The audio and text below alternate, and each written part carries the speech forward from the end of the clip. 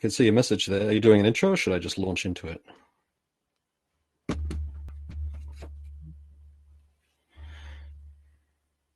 Go for it. Okay. Wow, all of a sudden there's 36 people. Hey everyone. um, yeah, I'm just getting set up for my Sunday. I'm at my little cabin at Boston Bar, which is hilarious. I could do a walk around video of this place. It's got bark wallpaper behind me there, and it's very nice. I'm here for a week to do some projects, and yeah, thanks Zach and Jason again for sorting out this conference. It's an awesome event full of good speakers and knowledge and sharing of tiny house community stuff. So appreciate you guys. And here's my presentation. I guess you can see it. It says 2021, but I ran out of time to update it. So we'll launch in. I think it's just a half-hour talk that I've got here, but I think the time allotted is an hour, so we can do some questions, or I can take my time with it a little bit more. Okay, let's make sure it works. There we go. So this is what I'm going to talk about. What is a healthy home? Now, this is different for everyone. We'll go into that. And then some of the elements that we take special care with in our environment here, which is the Pacific Northwest. Thermal bridging, insulation, ventilation, electrical and material choices. So I'm going to go into those things right now. Oop, in the other direction. So yeah, what's a healthy home? For us, it's avoiding harmful ingredients. Yeah,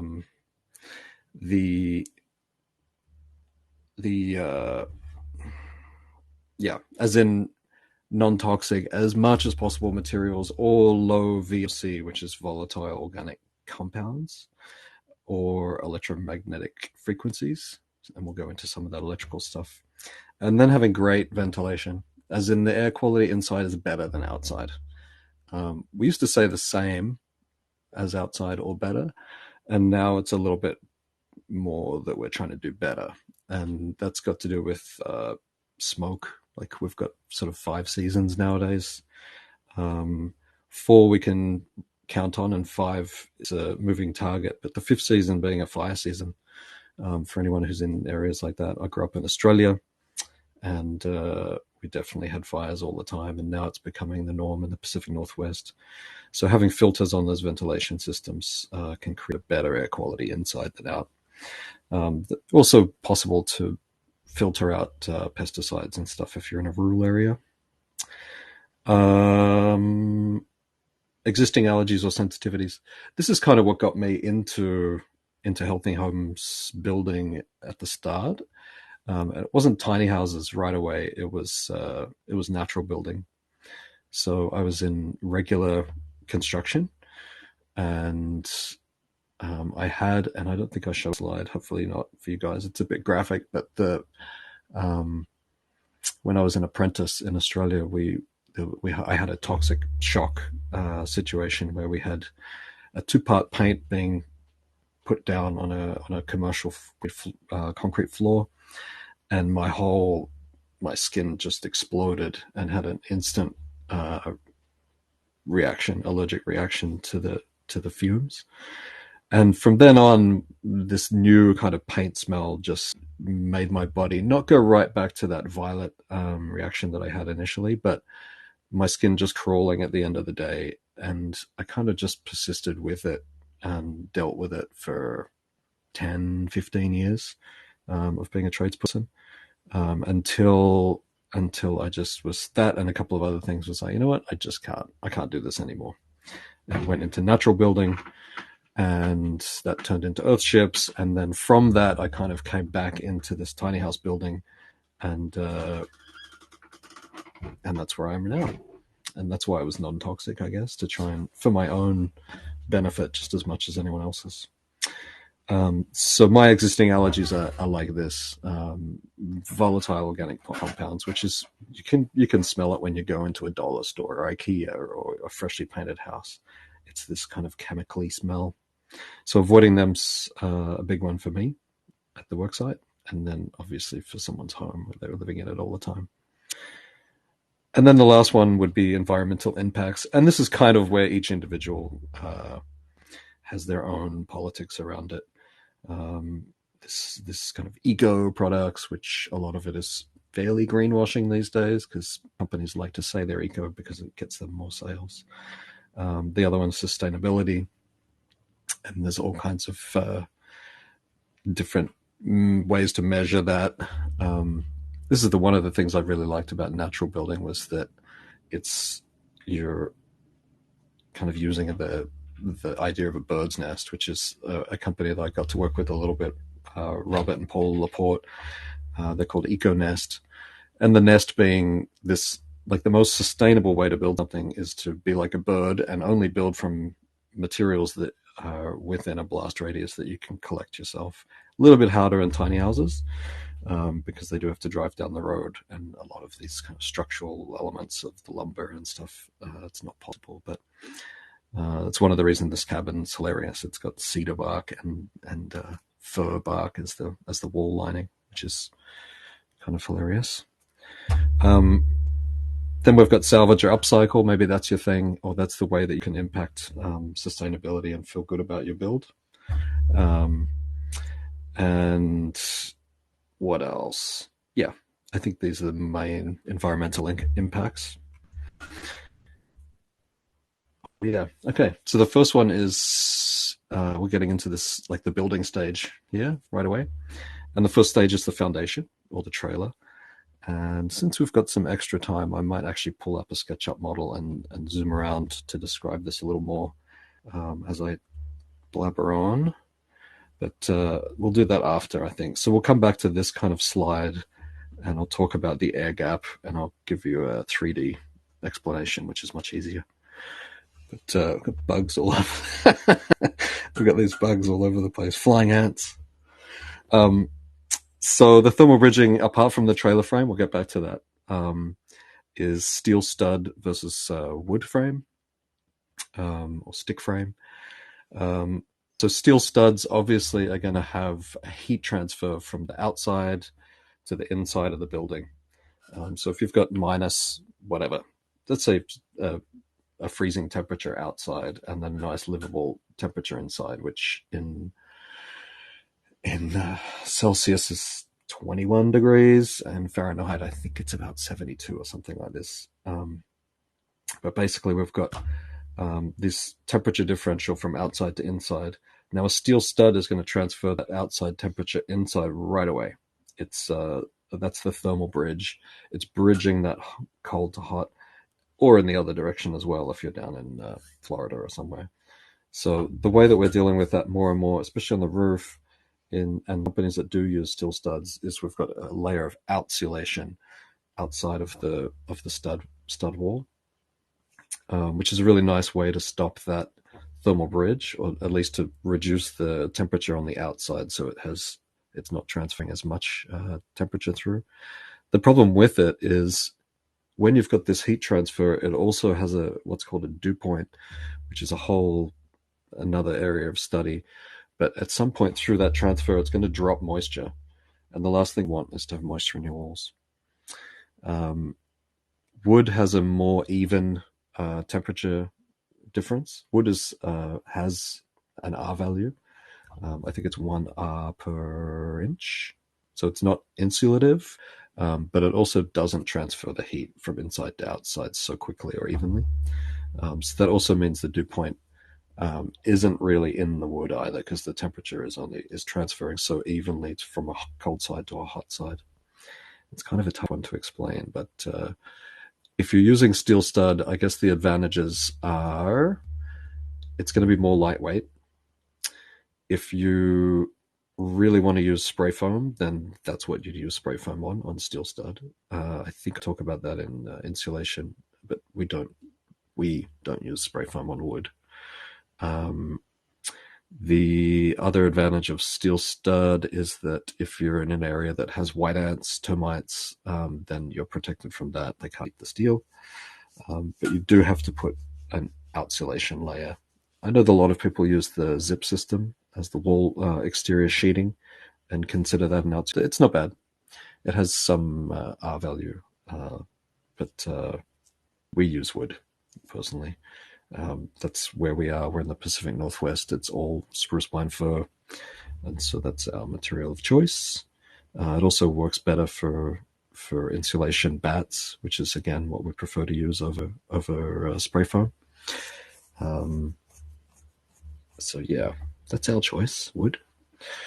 Um, the other one for thermal bridging is to try and avoid plumbing in exterior walls, um, freezing and sweat. There's obviously situations where we have to come through the wall for exterior faucets and come in, for in our case, underneath the trailer frame to come bring our services in. But we're trying to reduce those areas as much as we can. Um, I don't think it matters where you are anymore, but in North America or anywhere really, that even, I mean, Florida had a freezing situation. What was it, a couple of years ago? And the amount of cleanup was just insane because it's always assumed that it's a warm place, so people run plumbing in their exterior walls.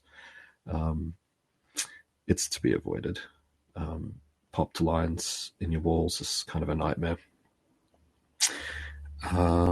I say here anything else? Just going to come back to this other screen here and see if there's any questions. Nope. Okay. I'll keep going. Oop, pardon me. What I'm going to do quickly is just do a screen share of a SketchUp model that this will show the trailers that we use.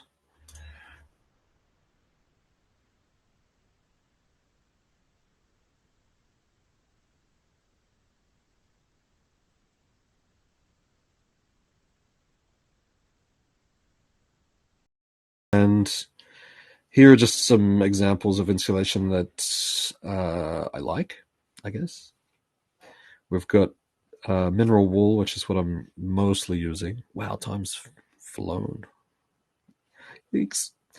Um, so that's mineral wool. The reason I like to use that is it's it's really stable. It sits up in the wool nicely. It's easy to cut and it doesn't slough down, which wool really does. As much as I love wool as like premium insulation product, it's difficult to install. Um, like I said, as much as I love wool, it's difficult to install in walls. Where you've got a flat surface, like a floor or a roof, it's really easy to lay it in and it just sits there nicely. But hanging it up in a wall, you have to staple it, which means you're compressing your insulated space, and it just doesn't really insulate as well as mineral wool. Mineral wool's because it's just extruded minerals, rock essentially. It doesn't require the same amount of fire retardant and stuff that fiberglass and these other insulations use. It's also super available. It's just as available as fiberglass, Home Depot, Lowe's, all of that stuff. Hemp bats, I've just got it there as a yes, please, one day this will be more current. I'm sure they're available, but all of the hemp stuff just seems to still be in the R&D phase. It's not as readily available. I haven't used it. I've used some hemp fiber on natural buildings, but not as a bat. Then there's wool. Then there's wood fiber. This is a great outsulation. You can see he's putting it over the top of rafters there for a roof. So that's a board that's similar to like rigid foam, except it's made out of wood fiber. And then straw bale. If you're doing a natural building, perfect. Straw bale is amazing. If you're in the Pacific Northwest or pretty much anywhere these days, and you're going to do a hybrid building, then you'd put straw bale on the north wall. So you get a super insulated, nice, thick, insulated north wall, and then the south wall's going to be windows and maybe cob or something like this. And I know there's some jargon in there, but I'm going to just keep going through. So here's some other kinds of insulation. The SIPS panels, structurally insulated panels. That's the top left there. That's sandwiched between OSB plywood generally, and then You've got a foam in between. It's amazing. I mean, minimalists use that system on most of their builds. It's really it's a great product, especially for cold climates. It's certainly not non-toxic. Both those materials have got um, different kinds of formaldehydes and glues and all that stuff in them. But um, it's I've never actually built anything out of SIPs, but I'm pretty impressed by what it can do from some of these other builders. Um, Fiberglass, that's pretty horrible stuff. Cheaper though. Um, it's slightly less insulative than the rock wool. It's also lighter, so it's got its place. It depends on where you want to spend your money as far as creating a healthy home goes. So I'm not adverse to fiberglass if it means that we're reducing the cost a little bit of build, and then we just take good care on our interior membranes so that we're not having to interact with it too much. She should probably be wearing a mask. Spray foam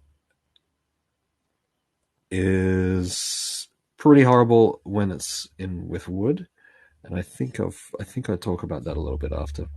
Um, Reflectix is the one in the bottom left there. You see people using that in van conversions and this and that. It's not actually that insulative. If you look at the specs on it, then I don't even think they give you an R value. But it does reflect the temperatures in either direction quite well. I don't use it on tiny houses. And then EPS is expanded polystyrene, and that's just a regular foam board. Again, it's not breathable. Most of the things that I'm trying to use in a healthy home are breathable. So SIPs, Reflectix, spray foam, EPS, XPS are not in that category. Okay, here's my little spiel on spray foam, and I don't want to freak anyone out here too much, but when spray foam is used on wood, what happens is spray foam is a dead material.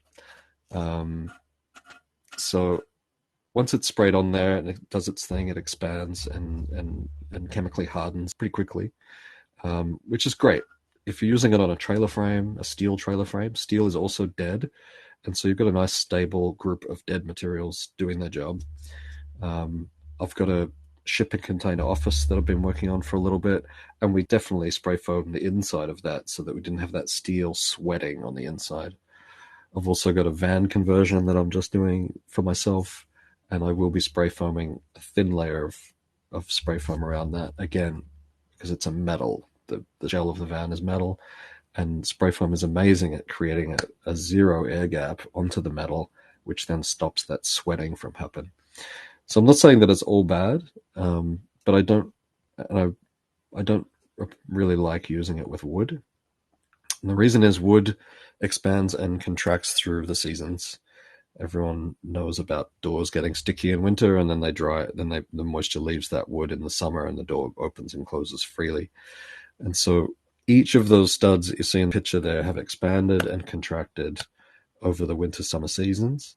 Now, when they expand, they're pushing that foam out, which is getting harder and harder or more rigid all the time.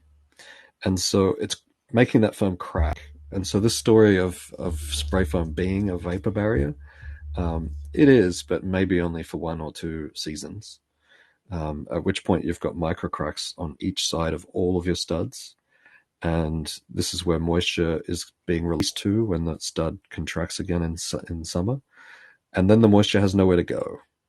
The micro crack's not giving enough air gap for the moisture to be released. So it starts breaking down the spray foam or rotting out the wood with the moisture.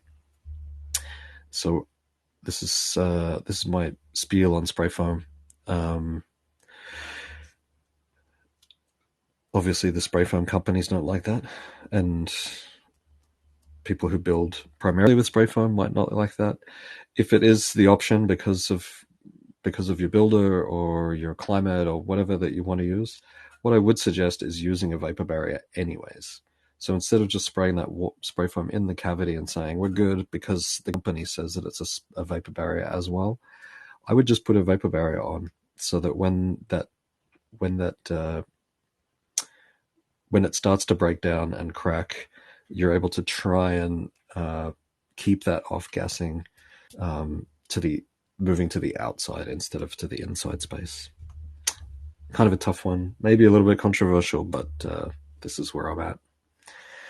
Okay, now I'll hopefully take care of some of the jargon of membranes and vapor barriers and this and that. The image there on the left you see is the one that we use. It's called Intello.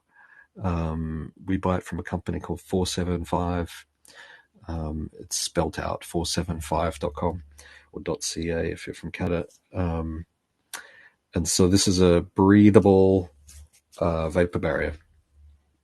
So the idea with it being breathable is that if there's moisture in your walls, then it's able to breathe it through the walls and out. So your whole wall system doesn't get... if there's moisture that's inside it, it doesn't just have a chance to start rotting or creating mold.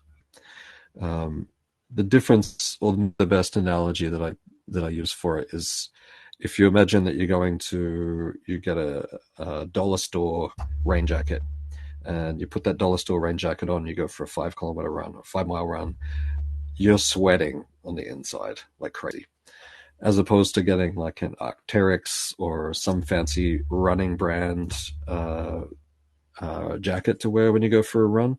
And at the end of that run, sure, you're sweating, but you're not drenched on the inside. The image there on the right is a standard vapor barrier, which is just solid plastic. It doesn't breathe. And so the moisture that's created on the inside of the house can hit that plastic, and it will just drop to the baseboards. Anyone who's done renovations and stuff in the past would probably notice that there's mold behind baseboards on houses that have just got a plastic vapor barrier, depending on the size of the house and the climate and all of these things. But as a rule of thumb, and as one of our go-to, every tiny house build has the Intello breathable vapor barrier.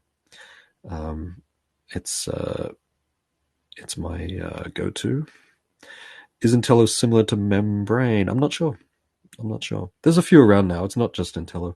It's just that I've got good deals with those guys, and I like the company 475, and I like to support them.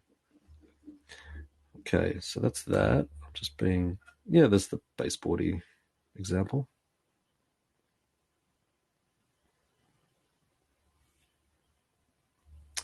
So yeah, if you do have mold, clove oil is quite good. It actually eats through into the spores a little better than straight up bleach. Another way to avoid mold, and because mold is one of the main things that we're trying to create buildings to just never have mold, is to get a humidistat, which is essentially, instead of having a switch for your fan, just a regular light switch in your bathroom. It's a switch in the sense that it fits a Decora style switch, but it senses moisture in the air and it will just turn itself on. So if you jump in the shower and you forget to turn the fan on, this thing will just turn on by itself. Or if you've got a whole bunch of people in the house, or if you're cooking and boiling water or doing canning or whatever it is that you do that's creating moisture, that humidistat will just turn on and start getting that moisture out of the house via your bathroom fan. So that's that. Yes, they are wonderful. Okay, windows. And I'm starting to feel the pinch of time. We generally don't use aluminum windows as much. You can buy thermally broken ones, which means that there's a few different layers in the profile of the mold, and there's insulation in them. So aluminum's pretty good, as long as they're thermally broken, which steps the price point up a little more. Wood is great too. It's just that it's expensive, really expensive these days. It's one of these crafts that seems to be disappearing a little, which means there's less people doing it, which means the price goes up, the cost of lumber and all the other things. They do require maintenance though, in the sense they need to be refinished and this and that. And so this is one of these eco-sustainable blah blah trade-offs for us, is that we generally do use vinyl. Vinyl's not the most eco product by any sense or means, but it is cost effective. Um, um, it's a really it's a really great window for an airtight installation, because the flange on the installation of it is able to be taped off, and it's all integrated into the same material, which is vinyl. So the whole thing's like that. Get triple glaze for really cold climates. There's obviously a cost and a weight uh, thing to consider there. Sometimes if you're getting triple glazed windows and your walls only a 2x6, then you're not the thermal advantage isn't actually increased. Triple glaze is really nice if you can deal with it, but double's usually fine. So that's the window bit. Now the other one is propane appliances. There's been quite a few, and it's probably just my feed, and because I mention it, and then Google bombards me with information about that. But there's been more articles that I've seen lately around burning propane indoors for cooking and this and that. So there can be some consideration around that as far as our cooking appliances go, because they're generally not vented directly. If you are getting a hot water system that wants to be on-demand propane, then I would suggest looking for something that's direct vented, which means the combustion air is being pulled from outside, and then it's also being exhausted from the outside as well. It's just a way that we can keep our indoor air quality a little better. The other one is that burning propane does generate a bit of moisture, and I haven't really gone into this so much because generally the decision between propane and electric is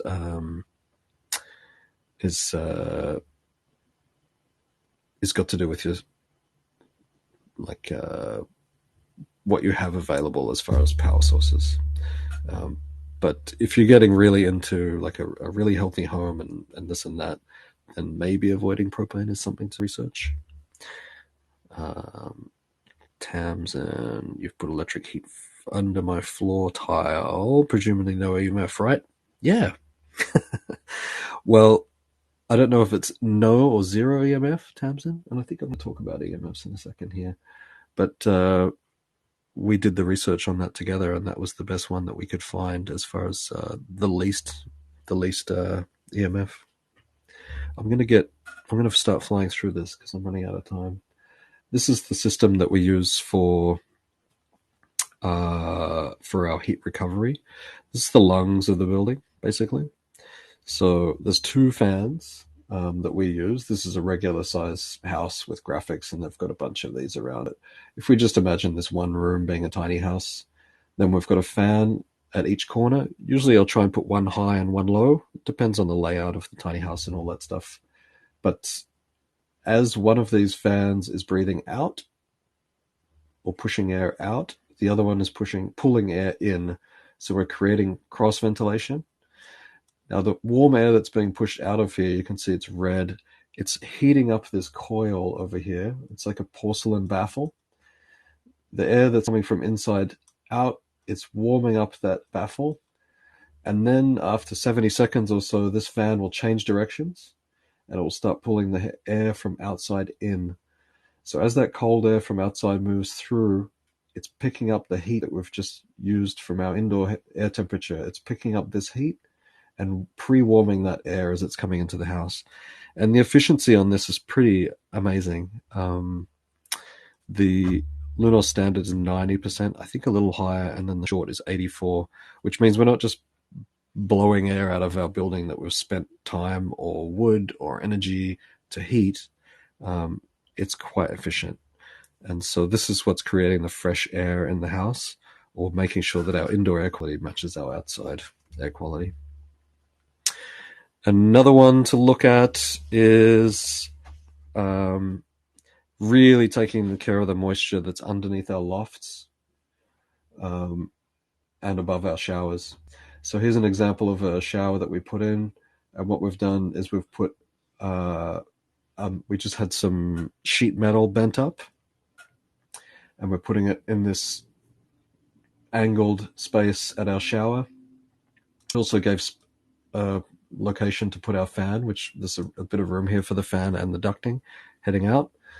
And so all the moisture, or any moisture that's raising up in the shower from steam, is going to run down that metal, and then it's bent here. It's bent just across here so that moisture doesn't run into the fan as well. And then it's bent down the back, so all of that moisture is running back down and into the tub. The other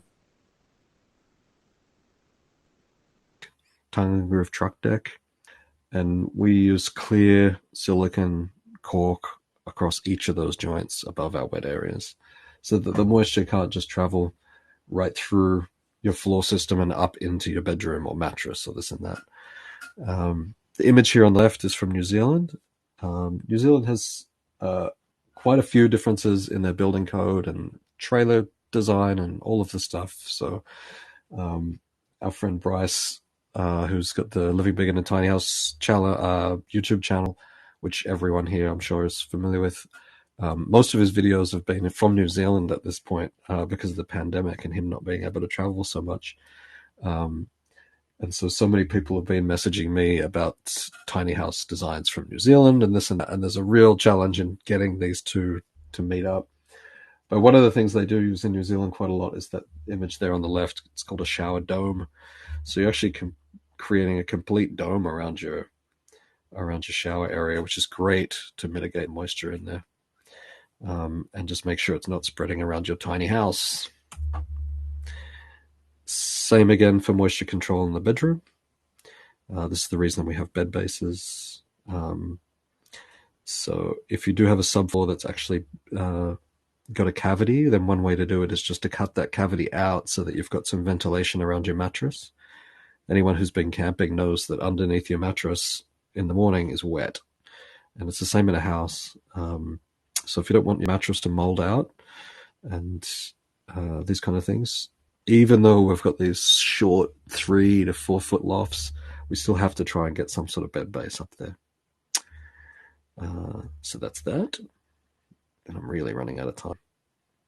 Here is some electromagnetic frequency coming from a Wi-Fi router. So try and keep your router at least 3 feet away from where you would generally be. If that's your desk where you're spending most of your day, or if that's your bed where you're sleeping all night, just try and keep your router as far away as possible. Or turn it off from time to time. Turn it off at nighttime. That's that. Hard to cover it all in 1 hour. I know, Zach. Is this it? We've got 3 minutes left. So this is what we do in our tiny houses. Underneath the bed, we'll put LED lights. So these are, if they're 12 volt DC, they're just not going to emit as much electromagnetic frequency. The EMF is mostly coming from AC currents, and you're going to have to look into some of this stuff yourself because I don't have time. But if you've transformers under there and LED lights, then the transformers are emitting EMFs right into your bed space. So on all of our drawings, we say, please keep electrical wiring away from the bedroom space, especially the pillows, and then the lighting underneath, at least, is going to be in DC lighting system, like this. And also a warm white is really nice. And we're getting pretty close to the end here, I think. Salvage materials. Habitat's great. I don't know about the US, but the 31st of each month they have, or the 30th of each month is 30% off. So go in there and find out what you want to buy and then go back at the end of the month and get 30% off it if you're building your own stuff. I love just going through what they have. And then another place, if you're really getting into the biology of your building, is the Red List. And it's the Living Building Challenge has a great list there of non-toxic building materials. Okay, we made it with 1 minute to spare. Thanks, Mark. Thanks, Arena. Yeah, and thanks again to Zach and Jason for organizing everything. If you've got any questions about any of this stuff, feel free to send me an email. Give me a chance to get back to you, because these days I'm getting quite a few. I've got our website's just been updated a little bit more recently, so go check out some of our builds. Hi, Tamsin. I'll talk to you this week. And thanks very much, everyone. Okay, take it easy. Bye.